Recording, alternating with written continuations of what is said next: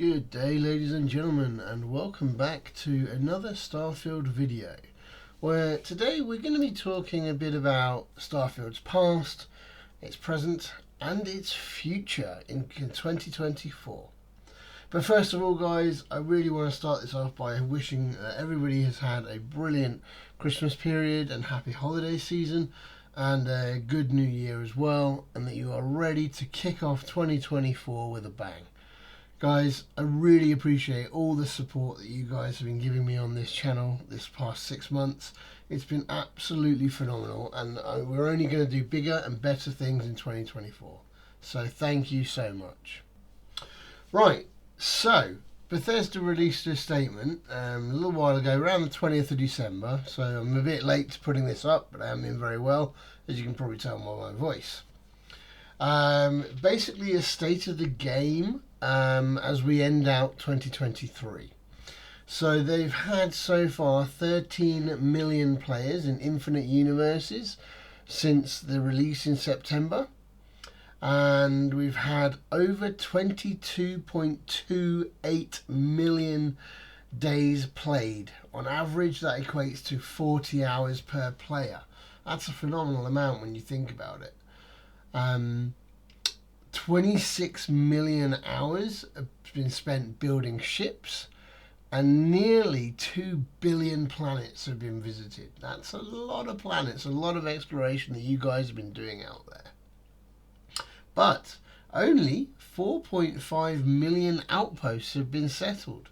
Is that a sign that people don't really want to do outposts until you go through, spoiler alert, Unity, because you lose everything? Maybe it's a sign that people don't want to go through Unity and waste outpost time and all the credits and ships they've been building. Anyway, so the most dangerous faction has been listed as the Ecliptic, with over 12.2 million deaths in the universes. And the most dangerous life form is the Ashtar. Well, I've only encountered a couple of these so far, and I do know there is a special Ashtar weapon out there as well that can kill them quite easily, but that's been attributed to 1.7 million deaths. Wow, these stats are pretty darn revealing.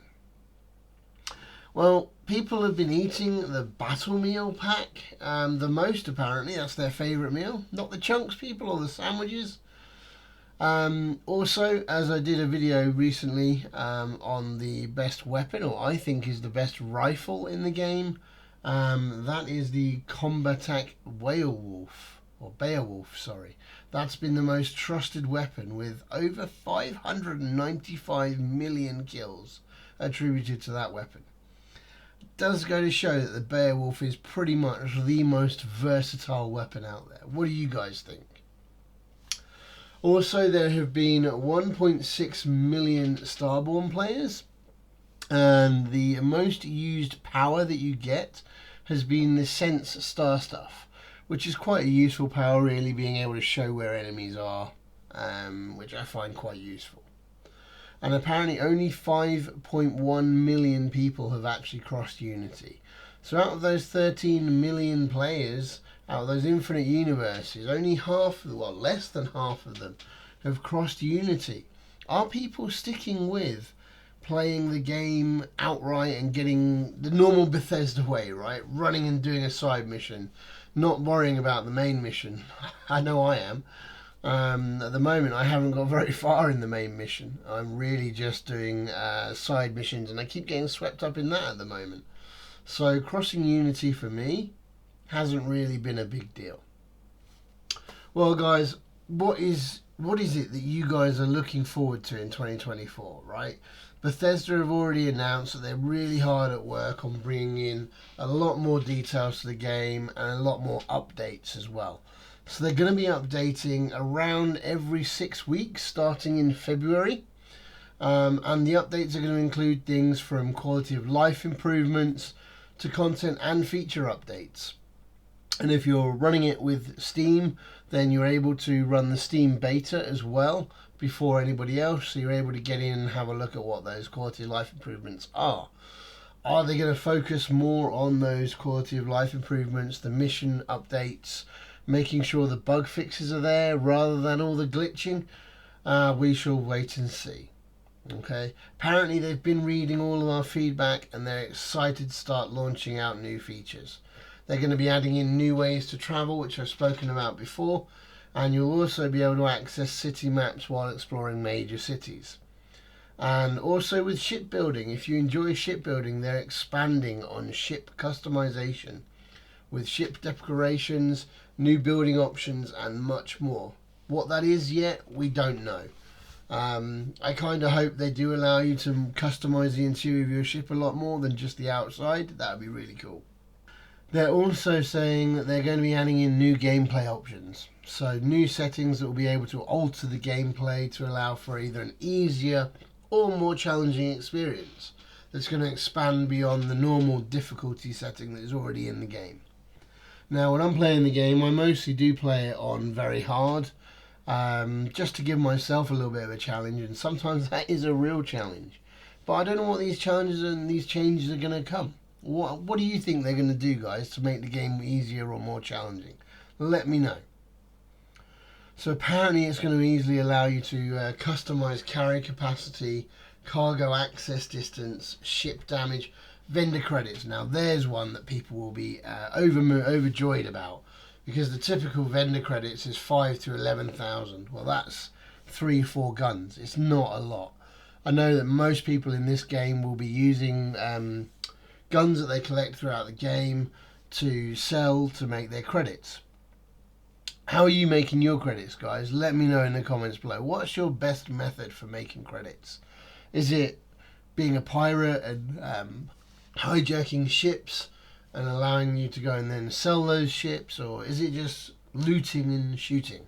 Let me know in the comments down below. They're also saying about official mod support. So that's obviously been coming. You've been talking about that for a little while now. And it's going to come with the launch of Creations. So beginning early next year, so early 2024, Starfield will be getting its own exporter, and you'll have access to a new creation kit. Pretty much the same as you did with Fallout, with Skyrim, all the others, I would imagine. It's already a massive part of the community within the Bethesda modding world. There are so many mods out there on Nexus right now, it's unbelievable. But it's fantastic as well. It brings totally new experiences to the game. And also, lastly, the team has also been hard at work on the first expansion of the game, Shattered Space. It's their first major expansion coming in 2024. It'll have new story content, new locations, new gear, and an awful lot more. And they can't wait to share more information on that. Stick around for more information on that one, guys. When we get this information, I will be sending it out to you and letting you know what I think of it. What do you think Shattered Space will include?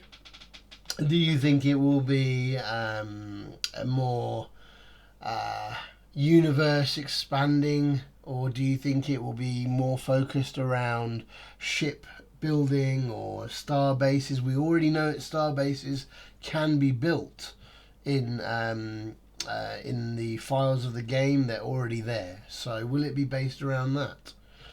And again, guys, Bethesda, just want to issue out a big thank you for all the amazing feedback, and keep it coming. Apparently they do read it all, and apparently it guides them on really what to see in the game going forwards.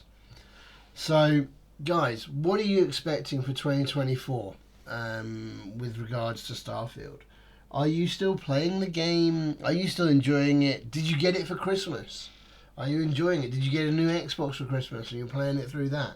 Let me know in the comments below, guys. And as always, have a good one, and I will see you in the next one.